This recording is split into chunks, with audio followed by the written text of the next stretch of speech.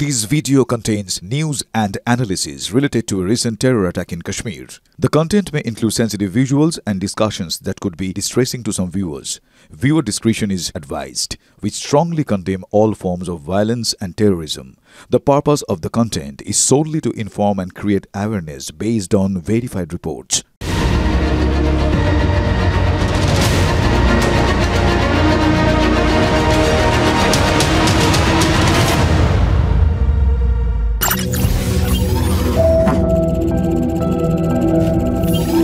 Connection established.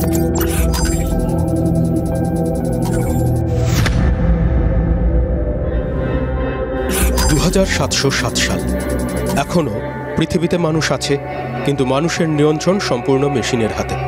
মানুষের হাত থেকে সমস্ত ক্ষমতা ছিনিয়ে নিয়েছে যন্ত্রমানব, রোবট।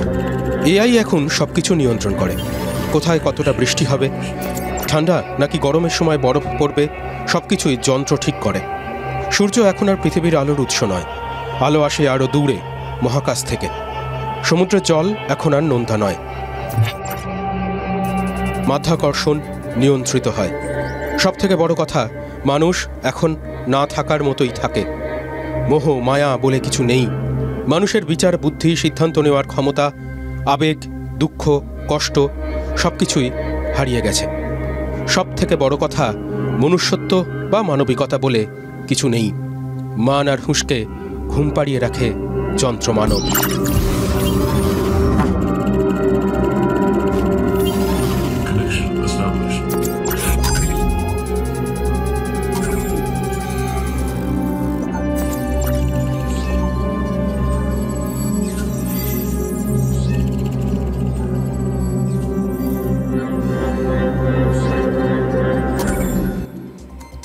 কি মনে হচ্ছে কল্পবিজ্ঞানের জগতে নিয়ে গেছি আপনাদের?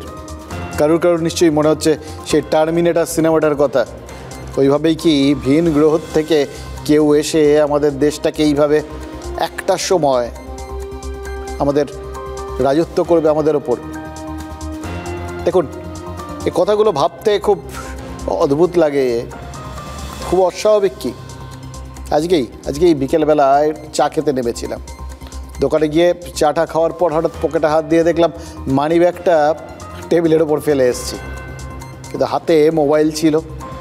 ওখানে দোকানদারের ওখানে কিউআর কোডটাকে স্ক্যান করে 10 টাকা মেটালাম চা খাওয়ার।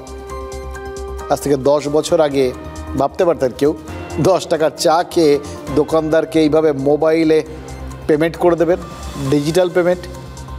এখন তো আমরা তাই করছি। আজকাল আমরা ইউপিআইতে দাম মেটাই, কিউআর কোড স্ক্যান করে দোকানদারকে টাকা দিই। 1 টাকা, 5 টাকা, 10 টাকা, যা খুশি। এখন আর খুচরোর কোনো সমস্যা নেই, কারণ এআই রয়েছে। ভবিষ্যতে এই নির্ভরতা যে আরও বাড়বে সেটাকে তো বুঝতে খুব একটা কষ্ট করার তাই জন্য দরকার নেই। দেখুন, আজকের দিনে এই যে আমরা ডিজিটাল একটা ইন্ডিয়া দেখতে পাচ্ছি, এই যে যারা ঠেলা করে রোজ সকালবেলা আমাদের বাড়ির সামনে সবজি বেচতে আসেন না, তারা ওই দেখবেন বাবারা এখনও তাদের সাথে দরদাম করে ঠোরে হয়তো 2 টাকা কমালেন আর কি। তারপর যে দামটা হলো 18 টাকা, 25 পয়সা, এরকম হতেই পারে আর কি। ইদারিং সেগুলোকে সব হোল ফিগার করে নেওয়া হতো, যে কারণ আজকে খুচরো টাকা পয়সাগুলো তো নেই, ছোটোখাটো টাকা তাও নেই। কিন্তু এখন খুচরো নেই বললে কোনো ব্যাপার নেই, কিউআর কোড বার করে দেবে। আসলে ইন্ডিয়া ডিজিটাল ইন্ডিয়া হয়ে গেছে, ভারত ডিজিটাল ভারত হয়ে গেছে। এটা কিন্তু একদিনে হয়নি, 10 বছর আগের থেকেই ডিজিটাল ইন্ডিয়া কর্মসূচি তৈরি হয়েছিল। দেশকে প্রযুক্তি নির্ভর করে তোলার কাজটা সেই সময় শুরু হয়েছে এবং ভালোভাবেই হয়েছে। দেখুন, কৃষি থেকে শিল্প, শিক্ষা থেকে স্বাস্থ্য, এসব কিছুই তো এখন ডিজিটাল ব্যবস্থার হাত ধরে উপকৃত। আর তাই প্রধানমন্ত্রী আজ খুশি হয়ে টুইট করেছেন, বলছেন ডিজিটাল ইন্ডিয়ার 10 বছর পূর্তিতে তিনি প্রবল খুশি। আর দেখুন, আমরা সব কিছুতে উল্টো দেখি। এই রকম একটা খুশির দিনে প্রযুক্তিকেই আমরা মানুষের শত্রু ভাবার কাজটা কেন করছি? কারণ আছে। সোশ্যাল মিডিয়া সার্চ করলেই আজকাল যে আর্টিফিশিয়াল ইন্টেলিজেন্স বা কৃত্রিম বুদ্ধিমত্তা নিয়ে অনেকগুলো ভিডিও পাওয়া যায়। তেমন একটা ভিডিও বলছে 2707 সাল পর্যন্ত যদি পৃথিবী বলে কোনো গ্রহ আদৌ টিকে থাকে, তাহলে সেই গ্রহে মানুষ নিজেকে নিয়ন্ত্রণ করতে পারে, কিন্তু খুব সম্ভবত মানুষকে নিয়ন্ত্রণ করবে মেশিন, অথবা মেশিন হয়ে যাওয়া মানুষ। সোজা কথায় যন্ত্র মানব।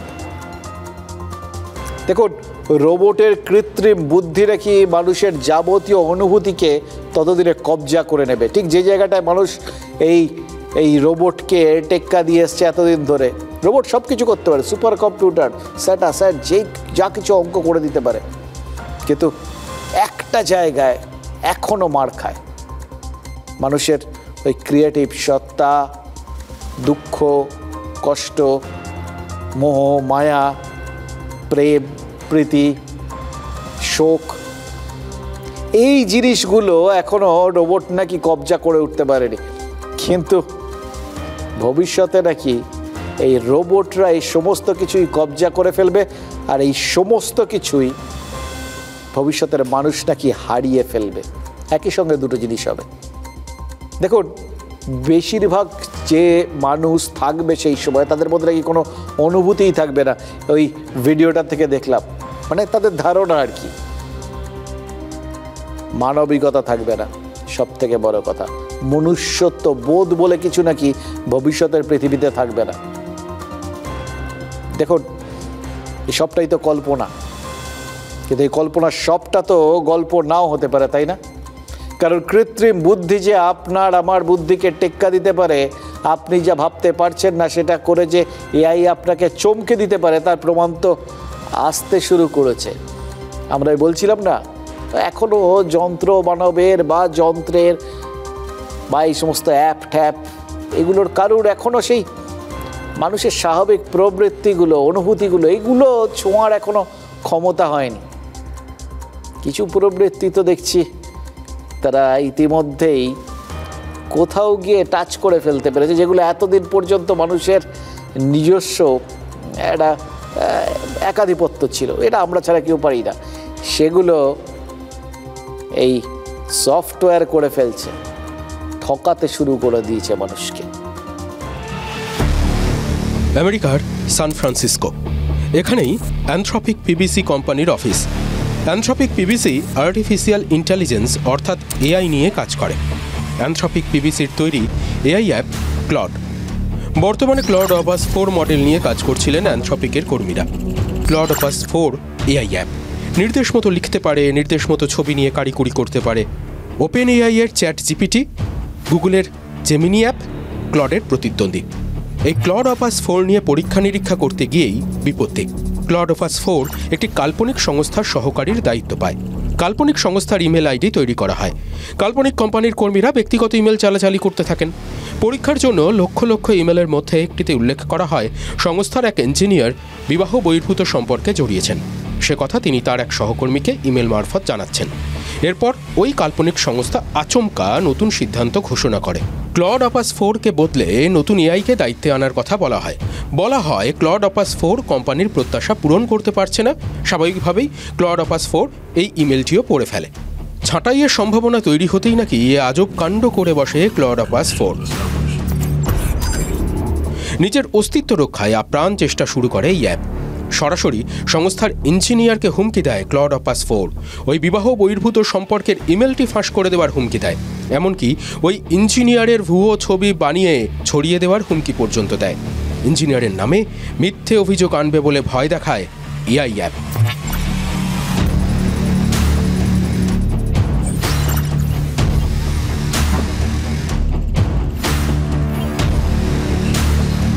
ইদানিং তো আমরা এই ধরনের বহু অভিযোগ পাচ্ছি।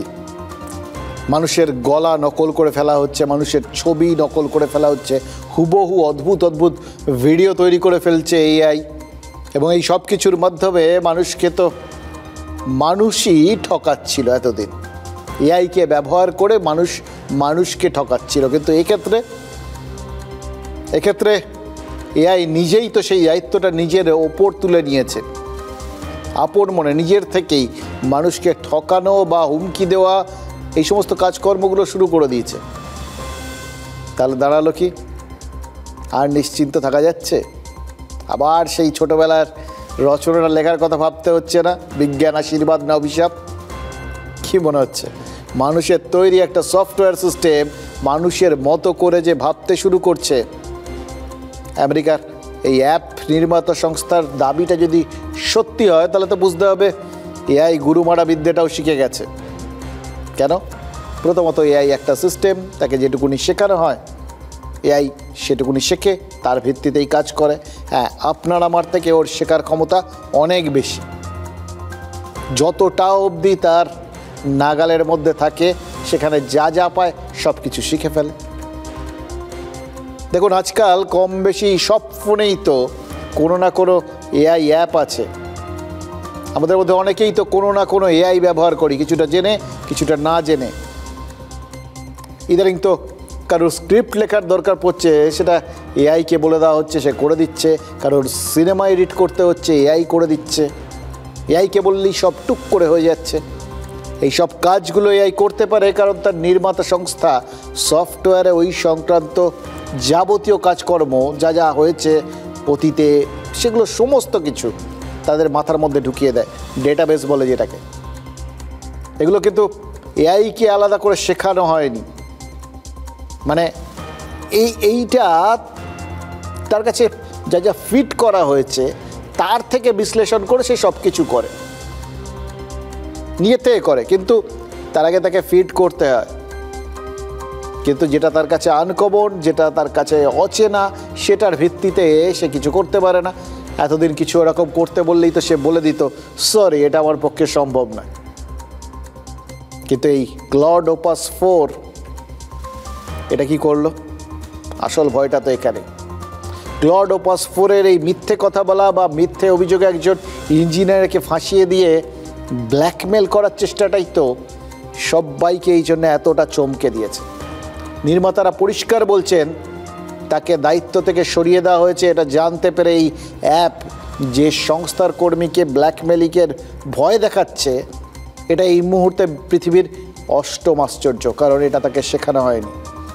যেটা শেখানো হয়নি সেটা ওই অ্যাপ করছে, অর্থাৎ একটা পরিস্থিতির সম্মুখীন হয়ে নিজের মতো করে সেটা নিয়ে ভাবছে, সেটাকে মোকাবিলার চেষ্টা করছে, নিজে কিভাবে বেঁচে থাকবে সেই বাস্তুতন্ত্র তৈরির চেষ্টা করছে। এটাই অ্যালার্মিং, এটাই ভয়ের। এই চমকে দেওয়ার মতো তথ্য যদি সত্যি হয় তাহলে বলতে হবে যে আস্তে আস্তে এই মিথ্যে কথা বলাটাও আগামী পৃথিবীর জন্য অ্যাপ করে দেবে। তাহলে বুঝতে পারছেন আগামী দিনটা আমাদের জন্য কীরকম হবে। এমনিতেই তো প্রতি মুহূর্তে এই সমস্ত অ্যাপ ট্যাপের কল্যাণে কখন যে আপনার পকেট ফুটো হয়ে যাবে, কে কিভাবে আপনাকে ঠকিয়ে দিয়ে যাবে সেটা বুঝে উঠতে পারছেন না। তার মধ্যে যদি সে নিজে নিজেই এই সমস্ত কাণ্ড কারখানা করতে থাকে, ওগুলো তো তাও মানুষ করায়, এগুলো যদি নিজে নিজে করতে থাকে তাহলে আপনি আমি আদৌ টিকতে পারবো? এবং প্রতি মুহূর্তে এই ঠকার ভয়, প্রতি মুহূর্তে মিথ্যের সঙ্গে যুঝতে এবং প্রতি মুহূর্তে আপনার আমার যে অনুভূতিগুলো সেগুলো যন্ত্রের হাতে চলে গেছে, এটা দেখতে দেখতে একসময় আমরা তো এই অনুভূতিগুলো আর ব্যবহার করবো না, এগুলো সব যন্ত্র করে দেবে। আর ব্যবহার না করতে করতে আমাদের অনুভূতিগুলোও কি কোথাও গিয়ে এই আস্তে আস্তে বিলুপ্ত হয়ে যাবে? অব্যবহারে মরচে পড়ে গিয়ে যেরকম হয় আর কি, খসে যাওয়ার মতো, সেরকম হয়ে যাবে? গ্যারান্টি আছে নাকি কিছু? এবার দেখুন, আপনারা যতই তর্ক করুন, পাল্টা তর্ক করতেই পারেন, কিন্তু ব্যবহার না করতে করতে কিছু কিছু জিনিস যে ইতিমধ্যেই বিলুপ্ত প্রায় আমাদের মধ্যে হয়ে যাচ্ছে, এটাকে খুব অস্বীকার করার মতো পরিস্থিতি এখনই আছে? বলুন তো, মনুষ্যত্ব বা মানবিকতা এই জিনিসটা এখন মানুষের মধ্যে কতটা আছে? মানুষ কি দেখায়? মানুষেরই জন্য এই কথাগুলো তো ভূপেন হাজারিকার গানের মধ্যে রয়ে গেছে শুধু। আসল জায়গায় আসলে মানুষ যে মানুষের পাশ থেকে সরে গেছে, এটাই এই মুহূর্তের বাস্তব। আমি বললাম না, আমরা ব্যবহার করা যে জিনিসগুলো ব্যবহার করে আমরা মানুষ ছিলাম, সেগুলোকে ব্যবহার করা তো কমিয়ে দিয়েছি। একসময় আমাদের লেজ ছিল, হয়তো ব্যবহার না করে করে খসে পড়ে গেছে। আমরা মানবিকতাকে যে হারিয়ে ফেলেছি তার উদাহরণটা আমাদের হাতের সামনেই রয়েছে। হুগলির তারকেশ্বরে 12টা পরিবারকে নাকি এক ঘরে করে রাখা হয়েছে, জানেন তো? বিরাট অপরাধ। স্থানীয় এক মন্দিরের দখল কার হাতে থাকবে তার মীমাংসা করতে তারা আদালতে গেছিলেন, মামলা করেছিলেন। এই অবধি ব্যাপারটা ঠিক ছিল, কিন্তু মামলা করেছিলেন এমন কয়েকজনের বিরুদ্ধে যারা গ্রামের মাতব্বর। এদের বিরুদ্ধে তো কিচ্ছু করা চলে না। এত বড় সাহস, বিরাট অপরাধ। সুতরাং এই অপরাধে, মানে এই তাদের বিরুদ্ধে মামলা করার অপরাধেই ওই 12টা পরিবারের সদস্যদের ধোপা নাপিত সব বন্ধ করে দেওয়া হচ্ছে। দোকান বাজার করতে দেওয়া হচ্ছে না, এমনকি বাড়ির বাচ্চাদের পড়ানোর জন্য মাস্টারমশাই পাওয়া যাচ্ছে না। আজকের দিনে এই 2025-এ এটা ঘটছে, আমাদের রাজ্যে ঘটছে। এটা কি মানবতার হত্যা নয়? এবার প্রশ্নটা হচ্ছে, তারকেশ্বরের গ্রামে মানবতাটা কাদের জন্য মরতে বসলো? ওই 12টা পরিবার যাদের এক ঘরে করে রাখা হয়েছে, তাদের অভিযোগ হচ্ছে তৃণমূলের স্থানীয় নেতারাই নাকি মানবতার গলা টিপে তাদের এক ঘরে করে রেখেছেন। যদিও স্থানীয় পঞ্চায়েত সদস্য থেকে বিধায়ক সবাই এক বাক্যে বলছেন তারা বিষয়টার বিন্দু বিসর্গ জানেন না। আচ্ছা, নেতা নেত্রীদের সবাইকে অন্ধকারে রেখে এরকম ফতোয়াটা তাহলে জারি করলো কে বলুন তো? এটাও কি এআই করলো নাকি? টাকা থাকলেও পাচ্ছেন না সবজিপাতি, মাছ মিলছে না, মুদিখানা থেকে দুধ, বন্ধ ছেলেমেয়েদের পড়াশোনা, পড়াতে নারাজ গৃহশিক্ষকরা। কারণ সামাজিক বয়কটের ফতোয়া। এতেই সংকটে পড়েছেন তারকেশ্বরের তেঘরি গ্রামের হালদারদের 12টি পরিবারের প্রায় 60 জন সদস্য। নাতিদেরও মানে সমস্ত মানে পড়াশোনা বন্ধ, প্রাইভেট বন্ধ করে দেয়, তাহলে কি হবে? এই দিন 15 হলে এখন একদম বন্ধ সব বাজার দোকান। হ্যাঁ, সমস্ত সব চাষবাস যারা চাষ করে তাদেরকে বলছে জল দেওয়া হবে না, বাড়িতে বম ফেলছে। এই পরিবারগুলিকে সাহায্য করলে বাড়ি জ্বালিয়ে দেওয়ার হুমকি দেওয়া হচ্ছে বলে অভিযোগ। ভয় মুখ খুলতে চাইছেন না মুদি থেকে সবজি বিক্রেতা, কাজের লোক, এমনকি গৃহশিক্ষকরাও। হালদার পরিবারের অভিযোগের নেপথ্যে রয়েছেন গ্রামের কিছু মাতব্বর। তোরা কাজ করতে গেলে তোদের ঘরে আগুন লাগিয়ে দেবো, জল দেবো না, কারেন্ট কেটে দেবো, এইসব। তৃণমূলের লোকজন আছে নাকি? হ্যাঁ, তৃণমূলের লোক তো বাড়ি। কিন্তু তৃণমূল নেতাদের তরফে কেন এই সামাজিক বয়কটের ফতোয়া? হালদার পরিবারের দাবি, গ্রামে একটি কালী মন্দিরে 300 বছর ধরে উত্তরাধিকার সূত্রে তারা পুজো করতেন, কিন্তু 5 বছর ধরে সেই মন্দির দখলে নিয়েছে গ্রামের কয়েকজন মাতব্বর। এই নিয়ে আদালতে মামলা হয়। আদালত হালদার পরিবারের পক্ষে রায় দেয়, কিন্তু তারপরেও সেই রায়কে বুড়ো আঙুল দেখিয়ে মন্দির দখলে রেখেছে গ্রামের সেই মাতব্বররা। অভিযোগ উঠছে, যারা মামলা করেছিলেন সেই পরিবারের সদস্যদের ভাতে মারার চেষ্টা হচ্ছে। মন্দির থেকে বাউন্ডারি তাড়িয়ে দেবে এরকম আমরা জানতাম না। জানি আমাদের মন্দির আমাদের পূর্বপুরুষরা করে গেছে, প্রতিষ্ঠা করে গেছে, সেখানে এইসব হালদার বাড়ি সবাই পুজো করে, সবাই পুজো একদম মানে সব দিক থেকে মারছে। জলমানও দেবে না, জমিতে চাষ করতে দেবে না, তাহলে আমাদের না খেতে পেয়ে মরতে হবে। সুস্থ স্বাভাবিকভাবে বাঁচার জন্য অভিযোগকারীরা ছুটেছিলেন প্রশাসনের কাছে, দুয়ারে দুয়ারে, কিন্তু হালদার পরিবারের দাবি তাতে কোনো কাজই হয়নি। আমরা এমএলএ এর কাছে গেছি, থানায় জানিয়েছি, একটা ভয়ে ভয়ে দিন কাটছে, যে কোনো মুহূর্তে অ্যাটাক হতে পারে। স্থানীয় পঞ্চায়েত থেকে স্থানীয় বিধায়ক, তাঁরা কি বলছেন? খবর কিন্তু আমাদের কাছে আসেনি, বা ওই পরিবারের তরফ থেকেও কিছু আমাদেরকে জানানো হয়নি। হয়েছে কিনা সেটাই তো আগে পূর্ব বাড়ির লোক আগে আসুক না আমার কাছে। তৃণমূল কখনো এসব করে না, প্রশ্রয় দেয় না, বা তৃণমূলের এই ধরনের কাজ যে করবে তাকে দল থেকে সোজা সাসপেন্ড করা হবে। 21 শতকে তারকেশ্বরে একসঙ্গে 12টা পরিবারকে সামাজিক বয়কট করা হয়েছে। এই অভিযোগ, এই লজ্জা ঢাকার জায়গা আছে তো? দেখুন, পুজো করেই এদের আয় উপায় হয়, সোজা কথায় পুরোহিত। সেই পুরোহিত পরিবারগুলোকে শুধু যে মন্দিরে ঢুকতে দেওয়া হচ্ছে না তা তো নয়, তারা যে সমস্ত বাড়িতে পুজো করতে যেতেন সেই বাড়িগুলোতেও তো তাদের ঢুকতে দেওয়া হচ্ছে না। প্রায় প্রত্যেক দিন বাড়ি লক্ষ্য করে বোমাবাজি হচ্ছে বলে যারা অভিযোগ করছেন, সেই হালদার পরিবারের এক বৃদ্ধাকে তো বলতে শুনলেন তারাও তৃণমূল সদস্য সমর্থক। তা হওয়া সত্ত্বেও কিন্তু স্থানীয় কিছু নেতা এইভাবে তাদের এক ঘরে করে রেখেছেন। এবং যাদের বিরুদ্ধে সরাসরি অভিযোগ তারা যথারীতি সামনে আসছেন না। আর তাদের হয়ে কারা কথা বলছেন? পঞ্চায়েত আর জেলা স্তরের নেতারা, মানে ঢাল। পঞ্চায়েত সদস্য বা বিধায়কের যুক্তি যদি কিছু হয়েও থাকে তবে তাদের না জানিয়ে হয়েছে। তার মানে তৃণমূল কংগ্রেস দল হিসেবে যারা ওই তারকেশ্বরের গ্রামে ফতোয়া জারি করেছেন তাদের সঙ্গে একটা দূরত্ব তৈরি করছে, ডিস্টেন্স।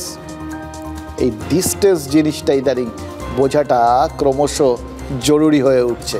ঠিক যেভাবে মানুষের সাথে মানবতা একটা ডিস্টেন্স তৈরি করছে, ঠিক সেরকম এই ডিস্টেন্স জিনিসটা রাজনীতিতে ক্রমশ গুরুত্বপূর্ণ হয়ে উঠছে। দেখুন চারপাশে তাকিয়ে, শুরুতে 1-2 করে বলি। এই দক্ষিণ কলকাতার ল কলেজে ধর্ষণে অভিযুক্ত তৃণমূল ছাত্র পরিষদ নেতা মনোজিৎ, তার সঙ্গে তৃণমূল দূরত্ব তৈরি করেছে। আরেকটু পিছিয়ে যান, এই নিয়োগ দুর্নীতিতে প্রথমে পার্থ চট্টোপাধ্যায়ের সাথে দূরত্ব তৈরি করেছিল দল। তারপর ধরুন এই খড়গপুরের প্রাক্তন সিপিআইএম নেতাকে এই কদিন আগে দেখালাম, কালকেও দেখালাম, রাস্তায় ফেলে মারধর করা হচ্ছিল, দেখেছেন আপনারা? একটা বয়স্ক মানুষ, মানে তিনি প্রাক্তন সিপিএম, মানে বামপন্থী কি বামপন্থী নন, বিজেপি কংগ্রেস সেসবগুলো ছেড়ে দিন। একজন বয়স্ক মানুষ একটা পাঁচিল তৈরির প্রতিবাদ করেছিলেন, তার জন্য তাকে রাস্তায় ফেলে মারধর করেছিলেন ওই স্থানীয় নেত্রী বেবি কোলে, তৃণমূলেরই। বা তার সঙ্গেও তৃণমূল দূরত্ব তৈরি করেছে। আর এখন এই তারকেশ্বরের ঘটনাতেও সেই দূরত্ব তৈরির চেষ্টা হচ্ছে। তবে যে তৃণমূল নেতাদের বিরুদ্ধে 12টা পরিবারকে এক ঘরে করে রাখার অভিযোগ উঠছে, তারা চাইলে কিন্তু গর্ব করে বলতে পারেন তারা বাংলায় বসে যা করছেন ডোনাল্ড ট্রাম্প সেটাই আমেরিকায় বসে করছেন। এই রে, আপনারা তো আবার ভাববেন এটা হচ্ছেটা কি, কোথায় তারকেশ্বর, কোথায় ডোনাল্ড ট্রাম্প? আমেরিকা। বলি তাহলে কী করছেন আমেরিকার প্রেসিডেন্ট, তাহলেই বুঝবেন কীভাবে তারকেশ্বর আর আমেরিকা এক হয়ে যাচ্ছে। নিউ ইয়র্ক শহরকে ডোনাল্ড ট্রাম্প ঠিক একইভাবে এক ঘরে করবেন বলে হুমকি দিয়েছে। সোজা কথায় ভাতে মারবেন বলে হুমকি দিয়েছেন। কেন? কারণ নিউ ইয়র্কের মেয়র হওয়ার দৌড়ে রয়েছেন জোহরান মামদানি বলে এক ভদ্রলোক, যিনি ট্রাম্পের বিরোধী শিবিরের লোক। মানে ট্রাম্প রিপাবলিক আর মামদানি ডেমোক্র্যাট। বিরোধীদের তো কোথাওই শাসক দল সহ্য করতে পারে না, এটা তো মোটামুটি একটা স্বতঃসিদ্ধ বিষয় হয়ে দাঁড়িয়েছে। এবং দেখুন এই বিষয়টা শুধু এতদিন আপনারা এই দেশজ অ্যাঙ্গেল থেকে দেখতেন, যে সমস্ত শুধু আমাদের দেশে হয়, আমাদের রাজ্যে হয়। কে বলেছে মশাই? দেখুন তাকিয়ে, আমেরিকাতেও হয়। এবং শুধু যে তার বিরোধী দল করেন বলে মামদানির ওপর খাপ্পা ট্রাম্প, তাও তো নয়। ওটা একটা কারণ। আরেকটা কারণ, মামদানি একটু বামপন্থী ভেষা, আর আমেরিকার প্রেসিডেন্ট বামপন্থীদের দু চক্ষে দেখতে পারেন না। এইরকম একটা লোক যদি নিউ ইয়র্কের মেয়র হন, তাহলে আমেরিকার প্রেসিডেন্ট ট্রাম্প নিউ ইয়র্কের জন্য সমস্ত রকম সরকারি বরাদ্দ বন্ধ করে দেবেন বলে হুমকি দিয়ে দিয়েছেন। যার উপর রাগ করে ট্রাম্পের এই হুমকি, তার আবার একটা ভারতীয় যোগাযোগও আছে। দেখলেন কীভাবে আস্তে আস্তে ওই তারকেশ্বর থেকে গোটা ব্যাপারটা বাংলার থেকে ওই আমেরিকায় পৌঁছে গেল। এই মামদানি, জোহরান মামদানি খুব বিখ্যাত সিনেমা পরিচালক, আপনারা জানেন, মীরা নায়ার তার ছেলে। এবার দেখুন, বামপন্থী বলেই হোক, ধরে নিচ্ছি বেবি কোলে ওইভাবে মারধর করলেন তো ওই বয়স্ক ভদ্রলোককে। ট্রাম্পও তো সেই একই কাজ করেছেন, তার মামদানিকে পছন্দ না, বামপন্থী বলে। সুতরাং তাকে নির্বাচিত করলে ওই নিউ ইয়র্কের চাল ডাল সব কিছু বন্ধ করে দেওয়ার, জল সব বন্ধ করে দেওয়ার কথা বলে দিয়েছেন। তাহলে বেবি কোলে is equal to Donald Trump হলো কি না? I think it's very bad for New York. I don't know that he's going to get in. It's inconceivable that but he's a communist, and he's a pure communist. Let's say this. If he does get in, I'm going to be president, and he's going to have to do the right thing, or they're not getting any money. He's a radical left lunatic. তবে যাই বলুন, মানে একটা common জিনিস আছে, শাসক দলের লোক হলে বোধহয় ভাবভঙ্গিটা এরকম হয় আর কি। মানে সে একটা বড় সড়ো দেশের বড় সড়ো শাসক দলের বড় সড়ো নেতা প্রেসিডেন্ট, আর একটা ছোট্ট অঙ্গরাজ্যের একজন ছোট্ট নেতা বা নেত্রী, মানসিকতা সেম। এটার থেকেই প্রমাণিত হয় সেই কথাটা, বসুধৈব কুটুম্বকম। জানেন তো, ট্রাম্প সাহেব এই কথাটা জানেন না, কিন্তু না জেনেই তিনি কিন্তু এই কথাটা সত্যতা প্রমাণ করে দিয়েছেন। বসুধৈব কুটুম্বকম মানে তো পৃথিবীর সকলেই আমাদের আত্মার আত্মীয়, বন্ধু বান্ধব। সেখানে দেখুন কি সুন্দর একটা লিঙ্ক বেরিয়ে গেল, বেবি কোলে ডোনাল্ড ট্রাম্প। আসলে সখুন্দল পাঠান মোগল এক দেহ হলো লীন, এ তো আমরা কথায় কথায় বলি। এতগুলো জাতিসত্তা যদি মিলেমিশে আমাদের মধ্যে একাকার হয়ে যেতে পারে, তাহলে আমেরিকানরা পারবে না কেন? ডোনাল্ড ট্রাম্প প্রমাণ করলেন আসলে তিনিও এর মধ্যে আছেন আর কি। আমাদের তারকেশ্বরে যেরকম ফতোয়ার রাজনীতি চলছে, নিউ ইয়র্কেও তেমন ফতোয়ার রাজনীতি চালাতে চাইছেন ট্রাম্প। যেভাবে বেবি কোলে খড়গপুরে বামপন্থীদের ঘৃণা করছেন, ঠিক একইভাবে ট্রাম্প নিউ ইয়র্কেও বামপন্থী মেয়র পদপ্রার্থীকে ঘৃণা করছেন। কি অদ্ভুতভাবে সব জায়গাগুলো মিলে যাচ্ছে না? আজ কি মনে হচ্ছে জানেন তো, তৃণমূল নেতারা অকারণেই বামেদের গালাগালি করেন। বামেদের দ্য ইন্টারন্যাশনাল গানের মতোই তৃণমূল তো এই ফতোয়ার অভিযোগের ভিত্তিতে একটা ইন্টারন্যাশনাল মানে আন্তর্জাতিক ছাপ পেয়ে গেল। কিন্তু যতই ফতোয়ার অভিযোগের ভিত্তিতে তারকেশ্বর আর নিউ ইয়র্ককে এক মনে হোক, যতই ওই তারকেশ্বরের গ্রামের নেতার সঙ্গে আমেরিকার প্রেসিডেন্টকে আপনারা এক সারিতে বসানোর একটা ভাবনা চিন্তা মনের মধ্যে মানে ভাবতে শুরু করেছেন একটা, আমি জানি। কিন্তু মনে রাখবেন, আমাদের রাজ্য, সেখানে কিন্তু শেকড়ের টান অস্বীকার করার মতো মানুষজনও আছে, যারা ঐতিহ্য, রীতি নীতি বা পরম্পরায় বিশ্বাস করেন এবং ভরসা রাখেন। এরকম একজন মানুষের মধ্যে একজন বলেছেন, এগুলো নিয়ে ভাবাভাবির কিছু নেই। রাজ্যে ছোটোখাটো ঘটনা ঘটলেই নাকি গেল রব ওঠে।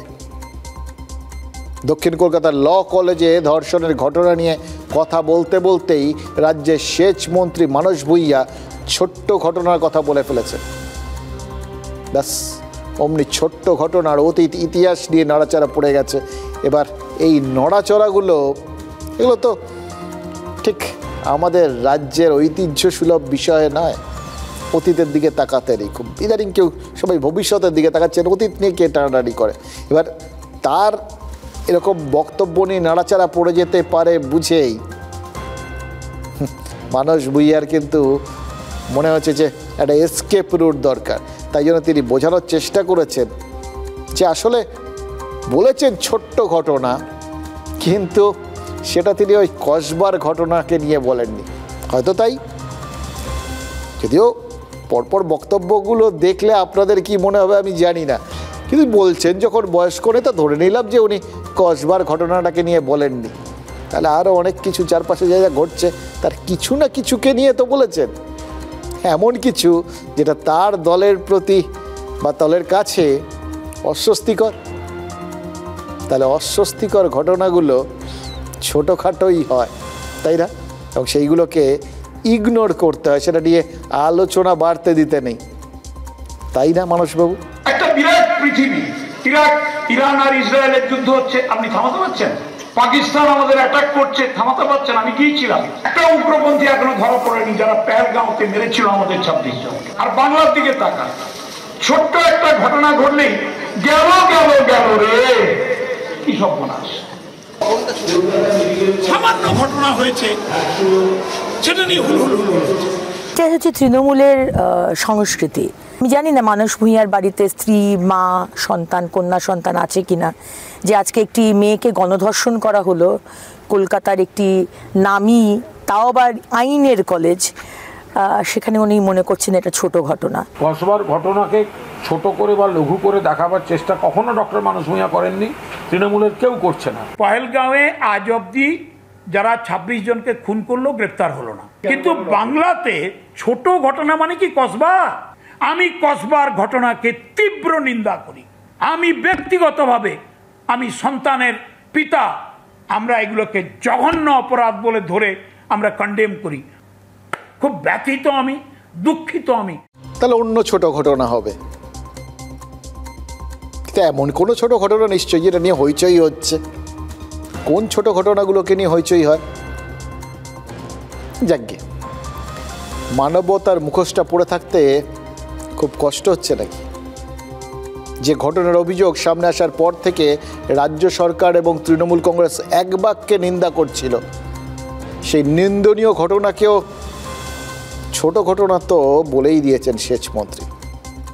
এবং কি আশ্চর্য দেখুন, উনি ডাক্তার আর আজ চিকিৎসক দিবস, বিধান রায়ের জন্ম আর মৃত্যুদিন, আর মানস ভূঁইয়া তিনি তো নিদান দিয়ে দিলেন। এই রকম জিনিসগুলো দেখলেই সেই 3 ইডিয়টসের ডায়লগটার কথা মনে রাখবেন, ইগনোর কর। যত দেখবেন যে কিছু ঘটনা অস্বস্তিকর হচ্ছে, মানবতায় একটু ফুটছে, ইগনোর কর, পাত্তাই দেবেন না, ভুলে যাবে। নিদান, চারপাশের কোন কোন ঘটনা ছোট ঘটনা, বা কোন কোন ঘটনাকে ছোট ঘটনার বাইরে তিনি রাখলেন? কসবার ঘটনাটাকে রেখেছেন ছোট ঘটনার বাইরে, এটা বড় ঘটনা। তিলোত্তমার ঘটনাটা, সেটাও ছোট ছিল না বড় ছিল, জানি না কি ভাবছেন উনি।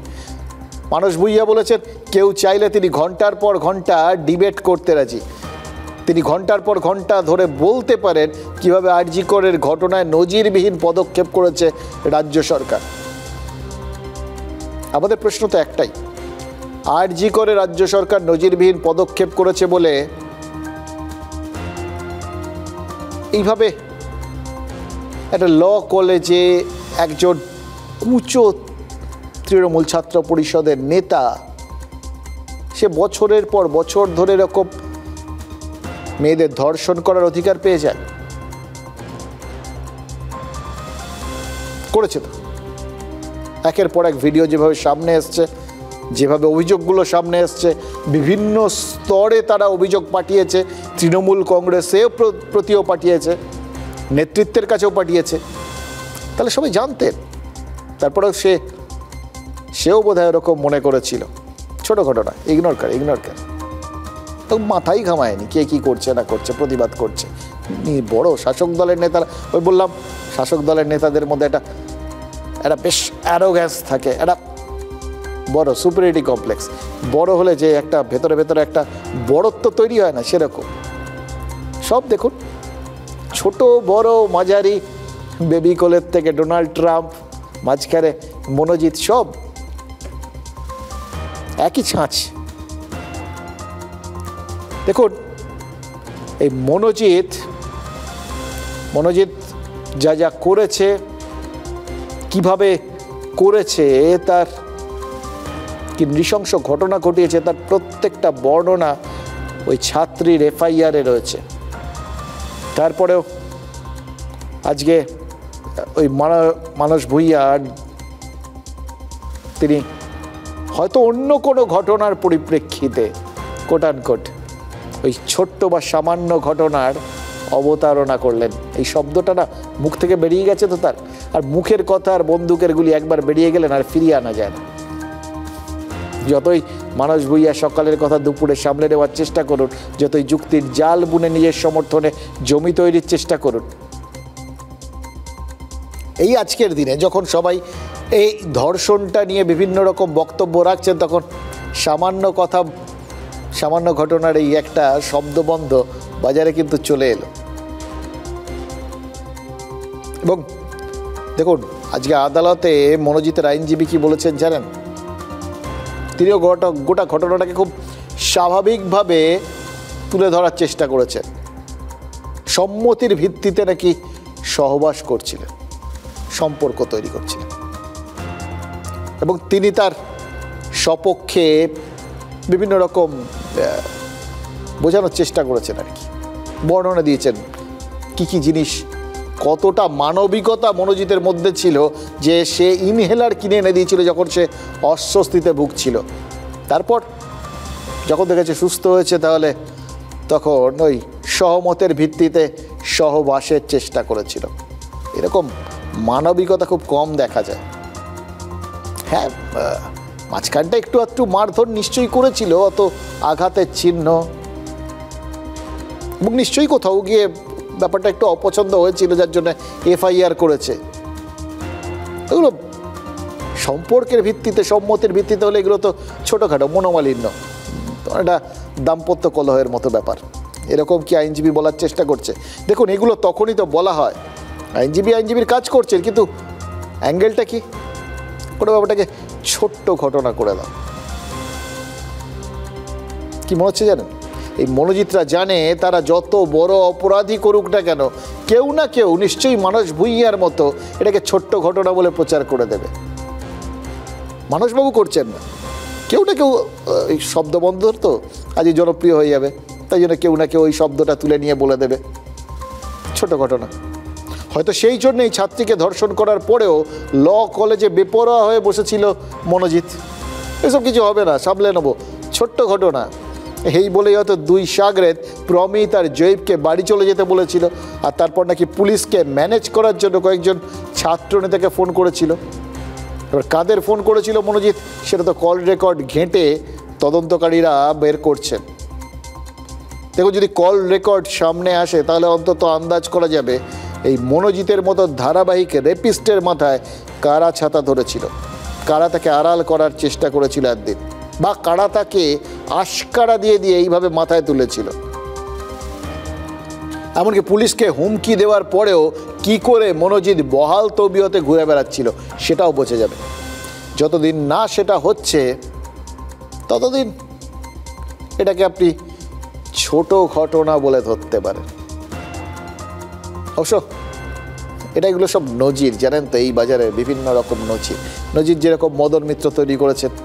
ওই ছাত্রী মনোজিতের ডাকে সাড়া দিয়ে কলেজে গেছিলেন বলেই ধর্ষিতা হয়েছেন, এই কথা বলে কামরাটির তৃণমূল বিধায়ক তিনিও তো একটা বিতর্ক তৈরি করেছিলেন, যার জন্য তাকে শোকজ করেছিল তৃণমূল। এবার দলের শোকজের জবাব দিতে গিয়ে নিঃশর্ত ক্ষমা চেয়েছেন মদন মিত্র। মানে তার যার কাছে এই ক্ষমা চান, দলের কাছে যখন ক্ষমা চেয়েছেন, তার মানে তিনি এখন আর মনে করছেন না যে ওই ছেলেটির ডাকে সাড়া দিয়ে ওখানে গিয়ে ভুল করেছিলেন, ওই মেয়েটি নির্যাতিতা। দেখুন, আমাদের একটাই কথা জানেন তো, অপরাধ তো আসলে তিনি ওই গণধর্ষিতা মেয়েটির প্রতি করেছেন। মানবিকতার স্বার্থে তার কি একবার ওই মেয়েটির কাছেও ক্ষমা চেয়ে নেওয়া উচিত না মদনবাবুর? এটা তো একটা ছোট্ট বিষয় আর কি। দলের কাছে যখন এত চটজলদি ক্ষমা চেয়ে নিতে পারেন, ওই ছাত্রীর কাছেও তো ক্ষমা চাইতে পারেন, কারণ অপমানটা তাকেই করেছেন তিনি। অমানবিকতার নিদর্শনটা তার প্রতীক রেখেছেন তিনি। এটা যদি তিনি করতে পারেন তাহলে কিন্তু আরেকবার মনুষ্যত্বের ওপর আমার আপনাদের সবার বিশ্বাস জন্মে যাবে। আর তিনি যে দল করেন সেই দলের ভাবমূর্তিও কিন্তু তাতে অনেক উজ্জ্বল হবে। এটা নিশ্চয়ই মদনবাবু ভাবছেন।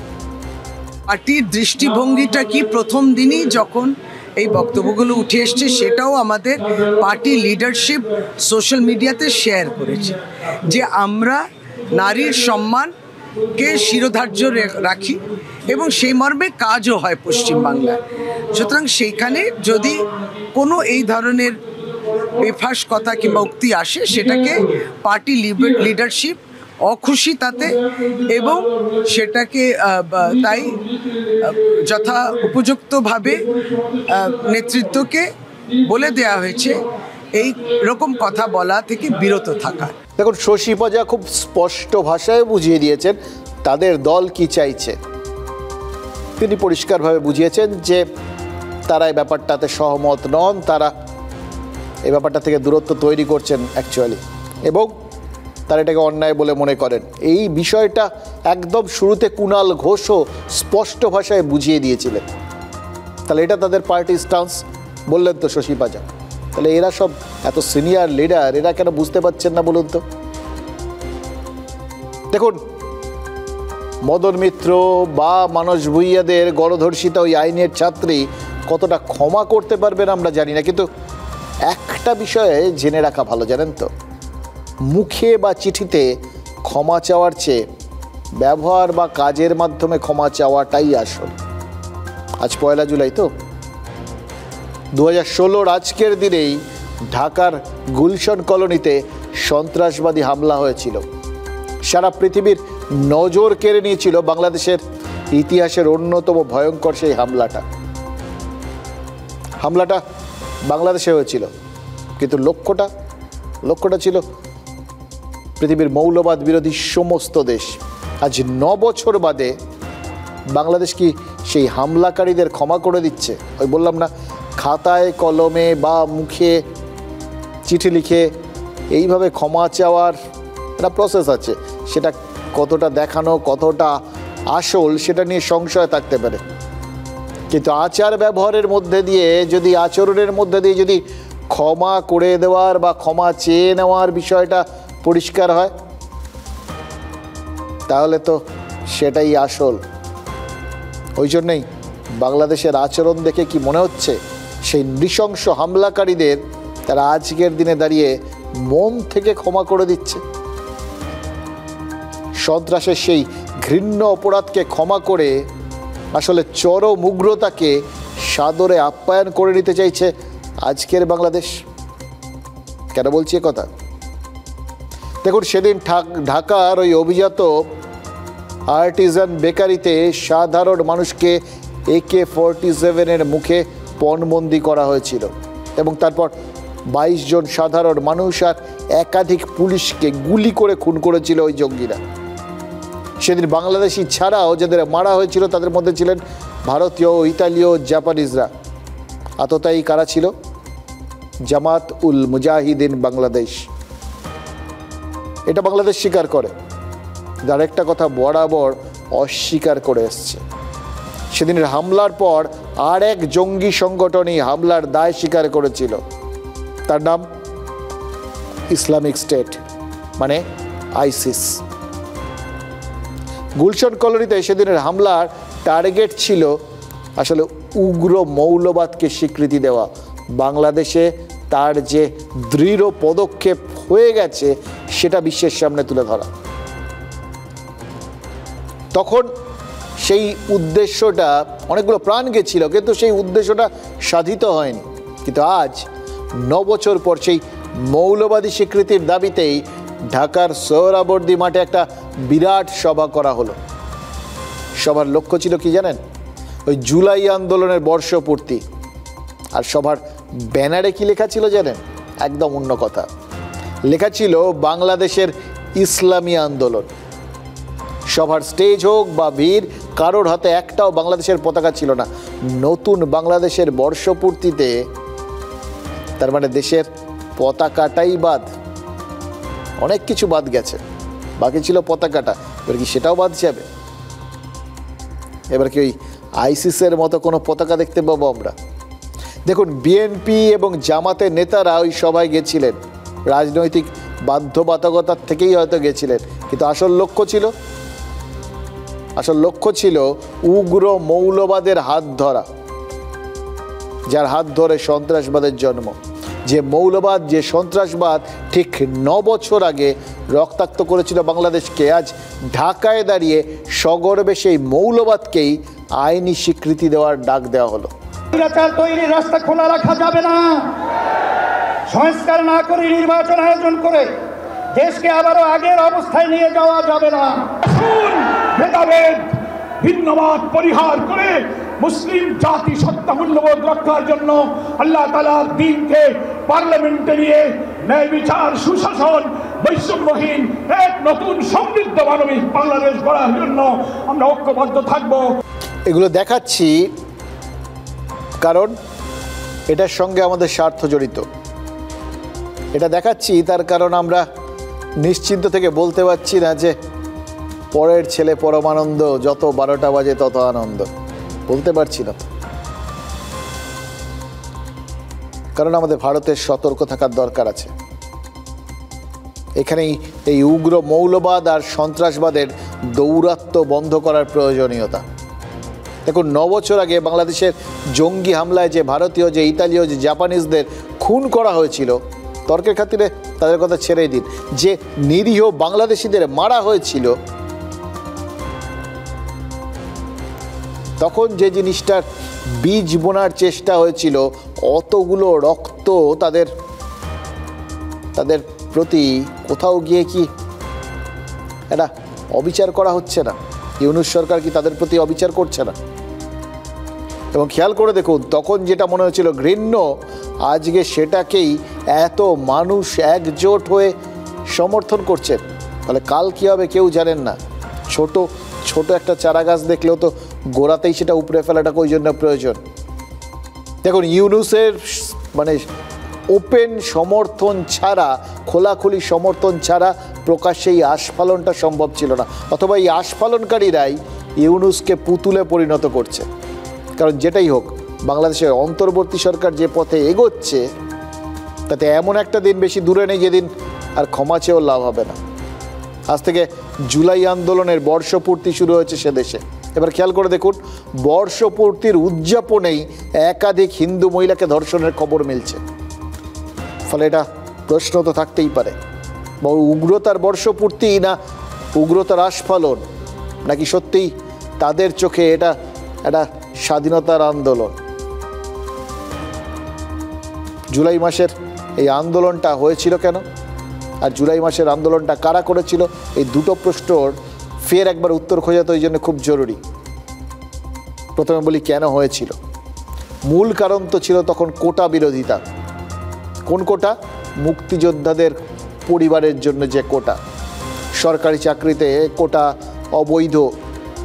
এই মুক্তিযোদ্ধাদের কোটা থাকার এখন আর কোনো বাস্তবতা নেই, যৌক্তিকতা নেই। এতে সাধারণ বাংলাদেশিরা বঞ্চিত হচ্ছেন। এই জায়গার থেকেই তো আন্দোলনটা শুরু হয়েছিল।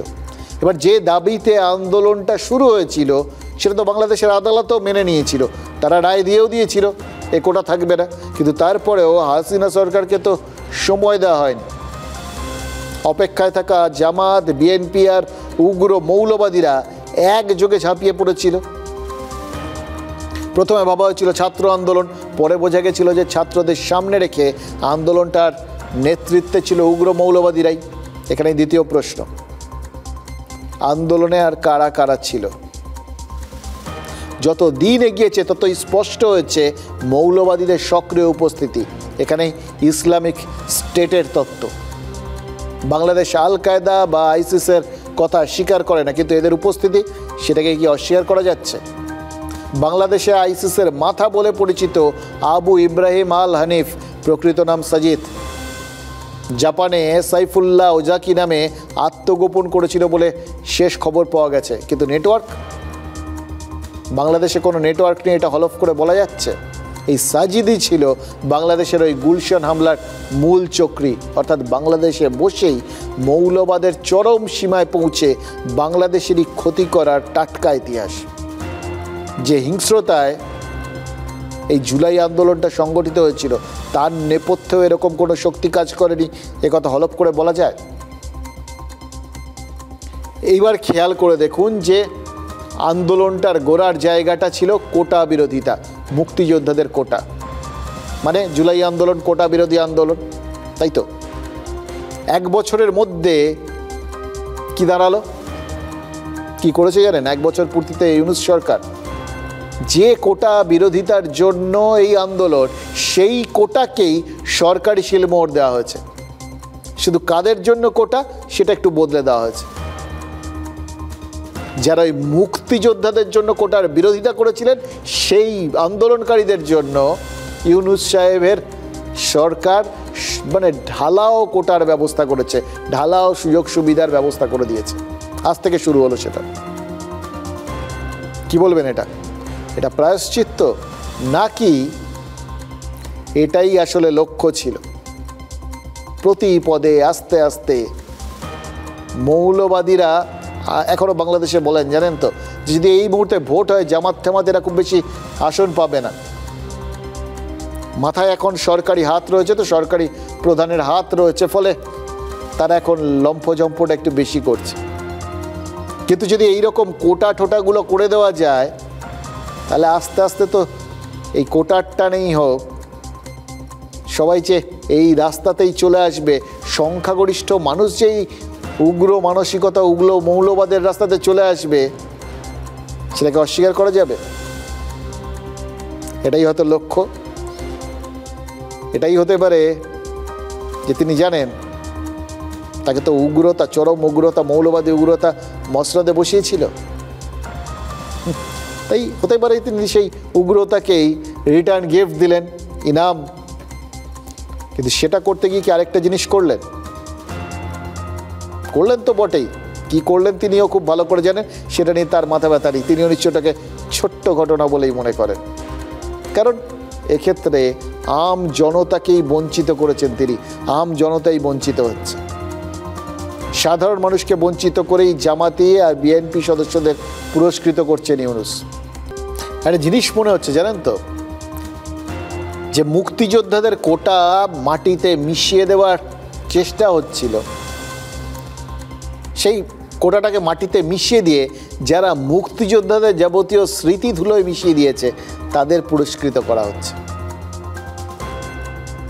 এটা করে একটা জিনিস কিন্তু ইউনূস সাহেব একদম ক্লিয়ার করে দিয়েছেন, কোটা আন্দোলন যে আসলে একটা বড় চক্রান্ত ছিল সেটা কোটা দিয়েই তিনি বুঝিয়ে দিয়েছেন। আসলে কোটা দিয়েই বোধহয় কোটা তোলার একটা অদ্ভুত রাস্তায় হাঁটছে আজকের বাংলাদেশ। দেখুন, বাংলাদেশে এই মুহূর্তে জাতির পিতা আর জাতির লড়াই, স্বাধীনতা, এই দুটোই চরম বিভ্রান্তিকর অবস্থানে রয়েছে। এবং সত্যি কথা বলতে কি, দুটোকেই এই মুহূর্তে একটা ডিনায়াল স্টেজ, ওই ইগনোর কার বলছিলাম না, সেরকম জায়গায় রাখা হয়েছে। সবাই ওটাকে ভুলে যেতে বলছে আর কি। নতুন বাবা বাছাই করছেন ইউনূস, মানে নতুন পিতা আর কি, চীন। তাদের মনে হচ্ছে চীন এই মুহূর্তে তাদের পিতা হওয়ার, জাতির পিতা হওয়ার উপযুক্ত জায়গা। এবার ইউনূসের এই বাবা বাছাইয়ের সিদ্ধান্ত একেবারে সঠিক। আমেরিকা ত্যায্য পুত্র করলে চীনের কাছেই যাওয়া উচিত, কারণ পৃথিবীর দ্বিতীয় বৃহত্তম অর্থনীতি, দ্বিতীয় শক্তিশালী সেনাবাহিনী, এবং সবথেকে বড় কথা, চীন সুদখোর রাষ্ট্র আর ইউনূস সুদখোর মৌলবাদী, মানে একে অপরের একদম পরিপূরক। কিন্তু আমেরিকায় যেরকম বাইডেন গিয়ে ট্রাম্প চলে এলেন, চীনে সেরকম কিছু হবে না। তো এই এতটা এগোলো, বাইডেনকে জেতানোর জন্য তো অনেক কাঠখড় পুড়িয়েছিলেন, কিন্তু তিনি হেরে গিয়ে ট্রাম্প চলে আসায় ইউনূস সাহেব একটু চাপে পড়ে গেছিলেন। এবার চীনে বারবার যাতায়াত করেছেন, ওখানকার লোকজন আসছে এখানে, তাদের সাথে একটা মোটামুটি রাস্তা তৈরি করে ফেলেছিলেন, বাবা বানানোর রাস্তা। কিন্তু সেই বাবা বদলে গেলে কী হবে? দেখুন, মে মাসের 21 তারিখ থেকে জুনের 5 তারিখ অবধি শি জিনপিং তো কার্যত উধাও হয়ে গেছিলেন। খবরের কাগজের প্রথম পাতায় তার ছবি ছিল না, প্যারেডে, সম্মেলনে তিনি মধ্যমণি ছিলেন না, গুরুত্বপূর্ণ দ্বিপাক্ষিক মিটিংগুলো দেশের অন্য নেতা মন্ত্রীরা সামলেছিলেন। জুনের শেষ দিকে কয়েকটা ওই বিদেশি বন্ধু রাষ্ট্রের প্রতিনিধির সাথে মিটিং করতে দেখা গেছে বটে, কিন্তু বসার ধরন একটা ক্লান্তির আভাস দেখা গেছে। শি জিনপিং কি অসুস্থ? মানুষ তিনি, ফলে অসুস্থ তো হতেই পারে। গণতান্ত্রিক দেশে এটা তো বড় ব্যাপার নয়। কোনো কমিউনিস্ট দেশে কোনো নেতা অসুস্থ হয়ে পড়লে সবসময় অবশ্য অন্য আরেকটা জিনিস হয়, ক্ষমতা হস্তান্তরের একটা গুঞ্জন গুনগুনিয়ে ওঠে। দেখুন, জিনপিং ব্রাজিলে ব্রিক্স সম্মেলনে যোগ দিতে যাচ্ছেন না, এটা তো আমরা যখন জানতে পারলাম তখনই কিন্তু গুঞ্জনটা আরও জোরালো হলো। এই প্রথম ব্রিক্স সম্মেলনে যোগ দেবেন না চীনের প্রেসিডেন্ট। প্রথমে ভাবা হয়েছিল যে প্রধানমন্ত্রী মোদির সম্মানে ব্রাজিল রাষ্ট্রীয় নৈশভোজ দেওয়ায় চীন ক্ষুণ্ণ হয়েছে, নিশ্চয়ই অপমানিত বোধ করেছেন জিনপিং, তাই যাবেন না। কিন্তু এখন দেখা যাচ্ছে যে চীনের অন্দরেই গোলমাল রয়েছে। পশ্চিমী গুপ্তচর সংস্থাগুলো কি বলছে জানেন? চীনের ক্ষমতা এখন মিলিটারি কমিশনের ফার্স্ট চেয়ারম্যান জেনারেল জ্যাং ইউজিয়ার হাতে। তিনি পলিট ব্যুরোর সদস্য এবং প্রাক্তন প্রেসিডেন্ট হু জিনতাওয়ের অনুগামী, এবং জিনপিংয়ের মতোই আরেক টেকনোক্র্যাট ওয়াং ইয়াং জিনপিংয়ের জায়গায় বসতে পারেন, স্থলাভিষিক্ত হতে পারে। দেখুন, জিনপিং অনেকটা মাও জেদংয়ের মতোই চীনে ক্ষমতা কুক্ষিগত করেছিলেন। চীনের কমিউনিস্ট পার্টির জেনারেল সেক্রেটারি, দেশের প্রেসিডেন্ট এবং মিলিটারি কমিশনের চেয়ারম্যান, এই পদগুলো তিনি আমৃত্যু নিজের জন্য বুক করে দিয়েছিলেন, স্থায়ী করেছিলেন। এবার চীনের স্কুলগুলোতে জিনপিং থট বা জিনপিংয়ের দর্শন পড়ানো শুরু হয়েছিল। হু জিনতাওয়ের অনুগামীরা একে একে পার্টি আর মিলিটারি কমিশন থেকে সরতে শুরু করেছিলেন বা তাদের সরানো শুরু হয়ে গেছিল। কিন্তু এবার কি চীনে ক্ষমতার উল্টো বাতাস বইছে? তাহলে কিন্তু আবার বাংলাদেশের কপালে দুঃখ রয়েছে। পাকিস্তানের দুঃখ তুলনায় কম, কারণ পাকিস্তান ইরানের পাশাপাশি চীনের পিঠেও ছুরি মেরেছে। তারা এখন আমেরিকার কোলের ছেলে হয়ে গেছে। মুনির ঠিক ফিল্ড মার্শাল হয়ে ট্রাম্পের সাথে মধ্যাহ্নভোজ সেরে ফেলেছে, আর ট্রাম্পকে শান্তিতে নোবেল পুরস্কার দেওয়ার সুপারিশও করে দিয়েছে পাকিস্তান। ফলে তারা নিজেদের বাবা আপাতত ঠিক করে ফেলেছে, আর সেই বাবার ভরসাতেই হয়তো পাকিস্তানের ফিল্ড মার্শাল আসিম মুনির দাবি করেছেন কাশ্মীর সন্ত্রাসকে তারা স্বাধীনতা আন্দোলন হিসেবেই দেখেন। তার মানে 22শে এপ্রিল পাহেলগাঁওয়ে বৈসারন ভ্যালিতে যা হয়েছিল তা আসলে স্বাধীনতা সংগ্রাম। নাম জিজ্ঞেস করে করে হিন্দু বেছে বেছে হত্যা করাটা স্বাধীনতা সংগ্রাম। ট্রাম্পের সাথে এক টেবিলে খেয়ে আসিম মুনিরের সাহস কি খুব বেড়ে গেছে? তিনি ভুলে গেছেন ভারত সন্ত্রাস নিয়ে কোন অবস্থান নিয়েছে। ভারত তো বলে দিয়েছিল যে কোনো সন্ত্রাসবাদী উস্কানি কার্যকলাপ বা মদত সেটা ভারতের বিরুদ্ধে যুদ্ধ ঘোষণা বলে ধরা হবে, এবং ভারত সে একই ভাষায় তার উত্তর দেবে। তাহলে মুনির কি আরেকটা যুদ্ধের জন্য উস্কানি দিচ্ছেন? ওই বললেন না, কাশ্মীর সমস্যার সমাধান না করা পর্যন্ত উপমহাদেশে যুদ্ধের আশঙ্কা থেকেই যাবে। আমাদেরও তাই ধারণা। এই যতদিন না ওই পাক অধিকৃত কাশ্মীরের সমস্যাটা থাকবে, যতদিন না ওটা ভারতের অন্তর্ভুক্ত হচ্ছে, আমরা আমাদের জায়গাকে আমাদের নিজেদের মানচিত্রের মধ্যে ঢুকিয়ে ফেলছি, ততদিন পর্যন্ত এই উপমহাদেশে মনে হচ্ছে এই যুদ্ধের আশঙ্কাটা থেকেই যাবে। তার কারণ ওই শুরুতে বলেছিলাম, যত দিন যাচ্ছে মানবতা সেটা কিন্তু আস্তে আস্তে মানুষদের থেকে দূরে চলে যাচ্ছে। এই আসিম মুনিরের বক্তব্য তার আরেকটা প্রমাণ।